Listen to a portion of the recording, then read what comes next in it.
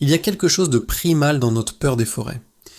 Ces étendues sauvages, où la lumière du soleil peine à percer le dense feuillage, ont toujours été le théâtre de nos cauchemars les plus anciens. Mais que se passe-t-il lorsque les légendes prennent vie ? Lorsque les histoires murmurées au coin du feu deviennent une réalité terrifiante.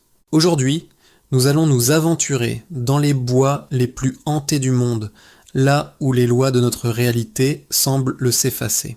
Accrochez-vous, le voyage commence maintenant. Notre première destination nous emmène au Japon, au pied du majestueux mont Fuji.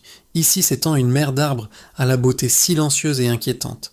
La forêt d'Aokigahara. Surnommée la forêt des suicides, sa réputation macabre n'est malheureusement plus à faire. Mais une autre terreur, plus discrète, hante ces sentiers. Depuis des décennies, des personnes y pénètrent pour ne plus jamais en ressortir. Des randonneurs expérimentés, des locaux connaissant la forêt comme leur poche, ils disparaissent sans laisser la moindre trace. Les boussoles y deviennent folles à cause des riches dépôts de fer magnétiques dans le sol volcanique, désorientant les voyageurs. Mais cela n'explique pas tout. Les légendes locales parlent des yurei, des esprits tourmentés qui errent entre les arbres, attirant les vivants pour les perdre à jamais dans ce labyrinthe végétal. Les équipes de recherche ne retrouvent rien, ni corps, ni équipement. Juste le silence assourdissant de la forêt qui semble avoir avalé une vie de plus. Quittons le Japon pour la France, au cœur de la Bretagne. La forêt de Brocéliande est célèbre pour ses liens avec les légendes arthuriennes, Merlin et la fée Viviane. Un lieu de magie et d'enchantement en apparence. Pourtant, une histoire bien plus sombre circule parmi les habitants des villages voisins. Ils l'appellent la valse des arbres. Selon les témoignages, si vous vous aventurez dans certaines parcelles de la forêt après le crépuscule, les arbres eux-mêmes se mettraient à bouger. Lentement, imperceptiblement, au début, puis dans un murmure de feuilles et de craquements de bois, ils changeraient bande de place, redessinant les sentiers, créant de nouvelles clairières et refermant les anciennes. Ceux qui prétendent en avoir été témoins décrivent une panique absolue, piégés dans un paysage qui se métamorphose autour d'eux. Le chemin par lequel ils sont arrivés n'existe plus, remplacé par un mur d'écorce et de branches.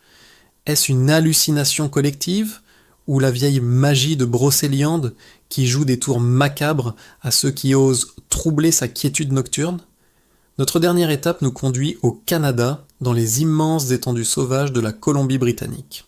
C'est ici que prend racine une légende amérindienne, terrifiante, celle qui concerne les randonneurs solitaires.